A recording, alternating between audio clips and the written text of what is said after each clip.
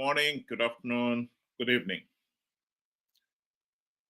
Zimbabwe is a failed state. I think that point has got to be hammered in because this is our own doing. We have failed ourselves.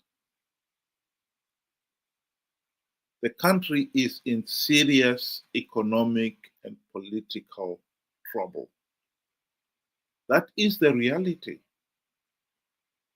And we need to deal with it ourselves. Here is a little image that has been circulating on WhatsApp. It's supposed to be a school exam where the student is asked to write down 5 notable things Mnangagwa has accomplished in 45 years, including the 7 years of the Second Republic. And the poor student is sweating blood because he can't think of even one thing. Not even one thing. And yet, the individual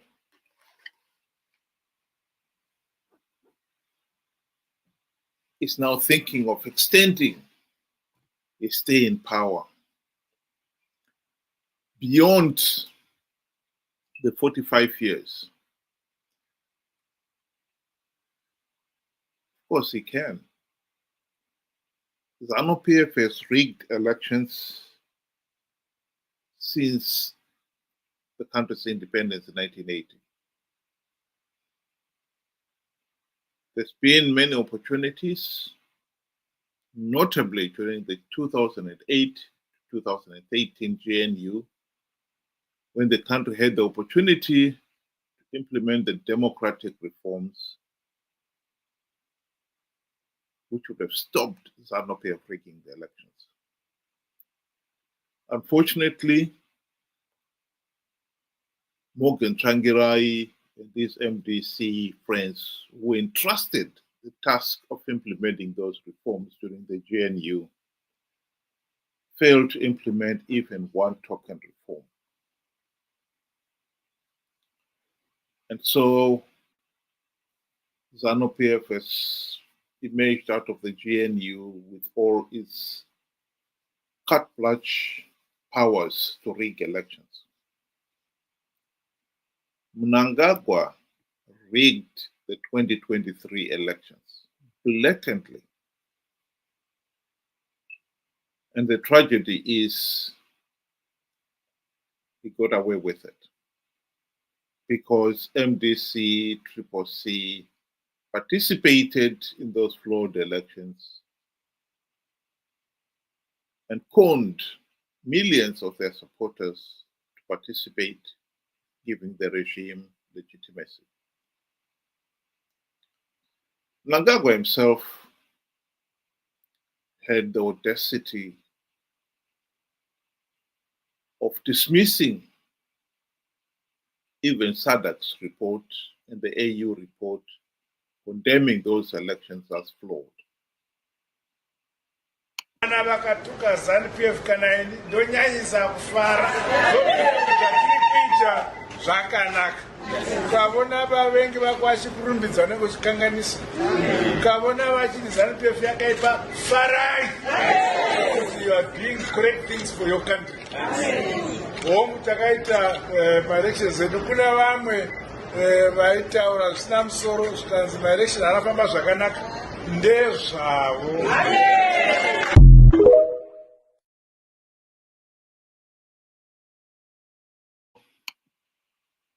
Even our own fellow regional body, SADC, and the AU condemned those elections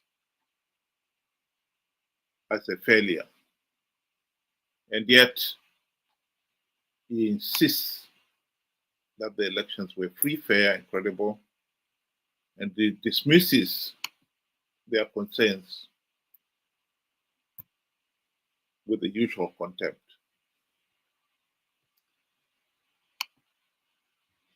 Here is the reality on the ground. In the picture are photographs of patients with broken limbs at one of Zimbabwe's hospitals.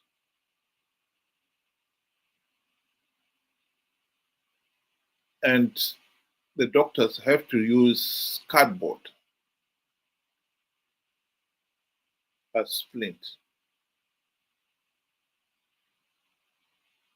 This is the reality.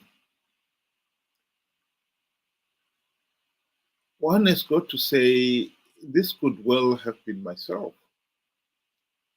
my uncle, my relative, and this is what Zimbabwe has become. We can't even afford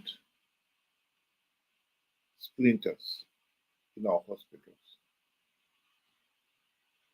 And yet, the regime is renowned for its lavishness.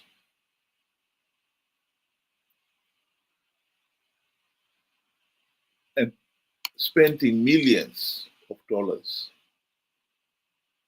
on vehicles for the ruling elite.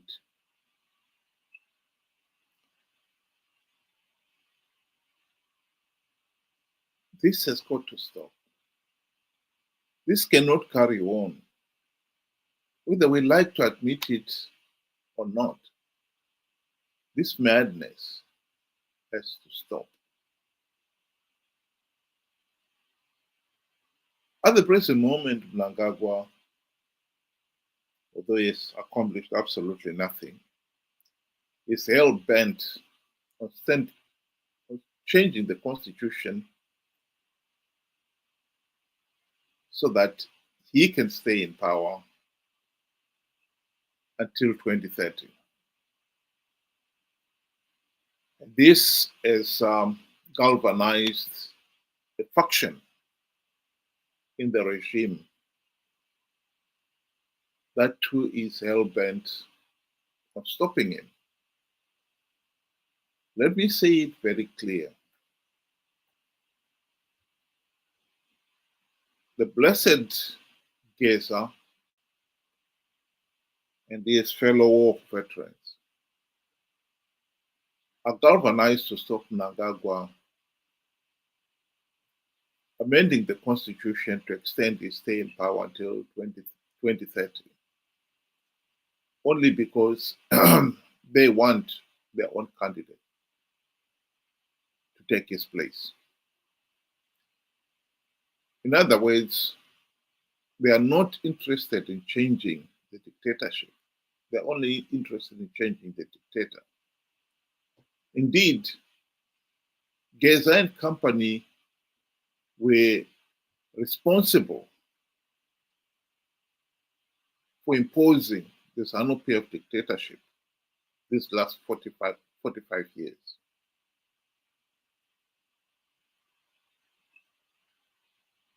I've challenged, and so have a few other people, Blessed Geza and his colleagues who are now trying to get the ordinary Zimbabweans to back them, to come out and explain their role in the 2008 Operation Mafuterapati,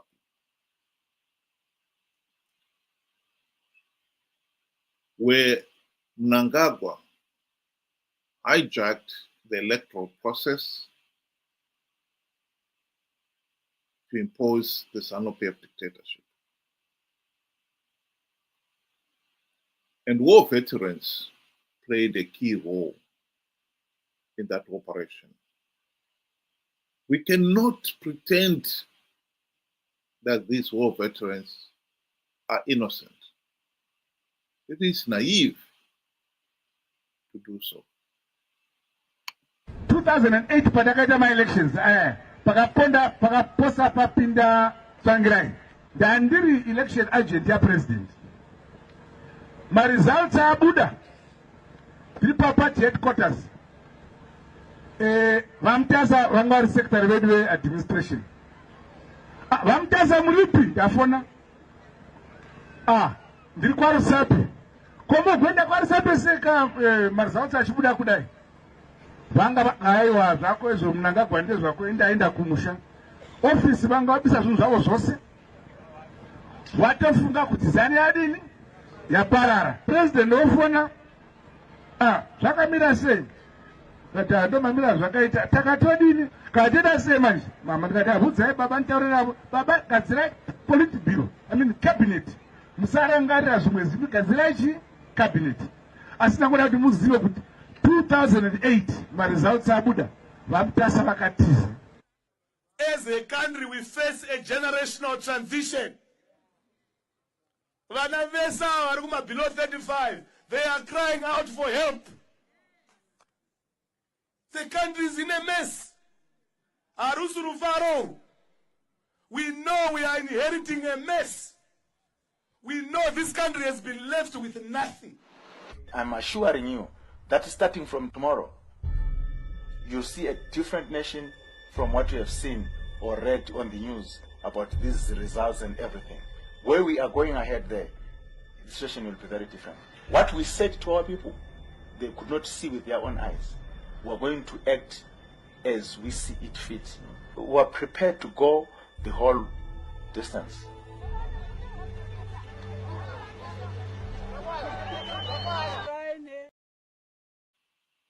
The gentleman speaking there was the Landsman, one of the war veterans. I think the people of Zimbabwe deserve to know what role did Blessed Geza and these fellow war veterans play in that Operation Mapotera Party. We cannot be repeating the same mistake over and over again. Zimbabwe is a failed state because we failed to hold free, fair, and credible elections. Because the nation has been stuck with a corrupt, incompetent, and tyrannical regime for 45 years and counting. In 2017, we had the opportunity to end the dictatorship, and we made the mistake of settling for swapping one dictator for another. We must not repeat that mistake. Zimbabwe cannot afford to repeat that mistake. After 45 years of rigged elections, we need to make progress. We cannot afford to make that mistake. Some people have said, no, we shouldn't be criticizing Geza because he is at least trying to remove the dictator Mnangagwa. Yes. If Mnangagwa was to amend the constitution, that would be a disaster for the country. But if at the end of the day, we stuck to our guns and continue to fight for an end of the dictatorship, we have a chance of ending the dictatorship. If we settle for a swapping of one dictator with another, I can rest assure you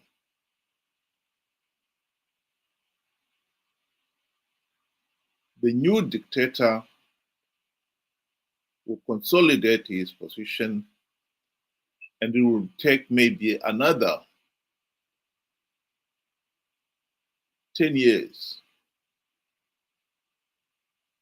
to fight to end the dictatorship.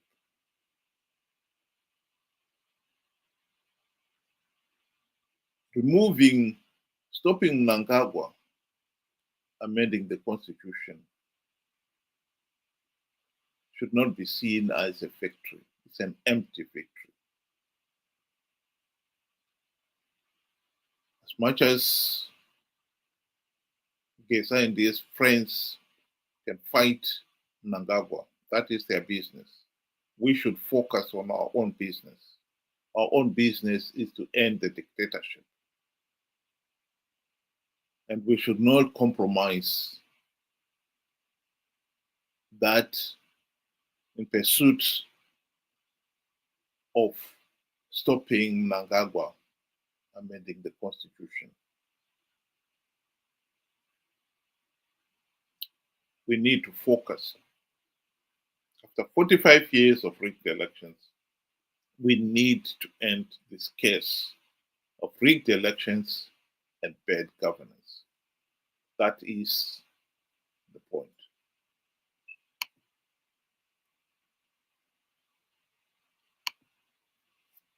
Just add one comment here from somebody saying ED did not accomplish anything because he did not care about the people. I could not agree with you more. But after 45 years of nothing accomplished, we need as a people to really make sure that we deal with the dictatorship itself and not just replacing one dictator with another. And that is the most important issue that we should focus on. We are a failed state because we have failed to stop ZANU-PF rigging the elections. This is within our power to stop them. And we must stop them.